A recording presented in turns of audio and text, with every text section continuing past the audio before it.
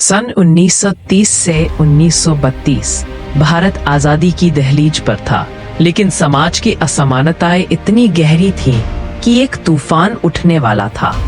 यह कहानी है दो महापुरुषों की, महात्मा गांधी और डॉक्टर भीमराव अंबेडकर, और उस ऐतिहासिक समझौते की जिसे दुनिया आज पूना पैक्ट के नाम से जानती है। सन 1932 भारत आजादी की लड़ाई लड़ रहा था, लेकिन इस लड़ाई के बीच समाज को हिलाने वाला एक और संघर्ष शुरू हो चुका था, दलितों के अधिकारों का संघर्ष। लंदन में हो रहे गोलमेज सम्मेलन में डॉक्टर अंबेडकर पूरी दृढ़ता से खड़े थे। वे दलितों के लिए राजनीतिक अधिकार, अलग निर्वाचक मंडल और सम्मान की मांग कर रहे थे। ब्रिटिश सरकार ने उनकी बात मान ली और 1932 में कम्युनल अवार्ड जारी हुआ, लेकिन यह निर्णय महात्मा गांधी को स्वीकार नहीं था। उनके अनुसार अलग निर्वाचक मंडल हिंदू समाज को दो हिस्सों में बांट देगा। गांधी जी, मैं इस निर्णय को स्वीकार नहीं कर सकता, यह समाज की एकता को तोड़ देगा।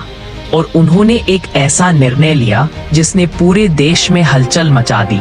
गांधी ने अनशन की घोषणा कर दी। गांधी की सेहत गिरने लगी, लोग मंदिरों में प्रार्थना कर रहे थे। दूसरी ओर दलित समाज को डर था कि शायद उनके अधिकार फिर छिन जाएंगे। डॉक्टर अंबेडकर दुविधा में थे, क्या मैं अपने लोगों का अधिकार बचाऊं या गांधी की जान बचाने के लिए समझौता करूं?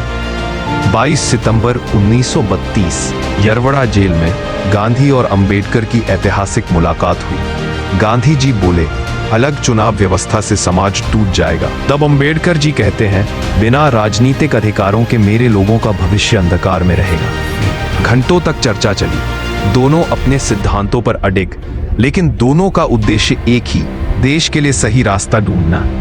अंत में एक समाधान निकला। अंबेडकर ने भारी मन से समझौते पर हस्ताक्षर किए, क्योंकि यह समझौता सिर्फ गांधी को जीवन नहीं दे रहा था, बल्कि दलितों को बढ़ी हुई राजनीतिक ताकत भी दे रहा था। देश ने राहत की सांस ली, गांधी बच गए और दलितों को इतिहास में पहली बार बड़ी राजनीतिक भागीदारी मिली। पूना पैक्ट सिर्फ एक समझौता नहीं था, यह दो महान व्यक्तित्वों की असहमतियों के बीच जन्मा वह पुल था जिसने भारत के सामाजिक ताने बाने को टूटने से बचाया। मतभेद थे, तर्क थे, लेकिन उद्देश्य एक ही, एक बेहतर भारत, एक बेहतर समाज।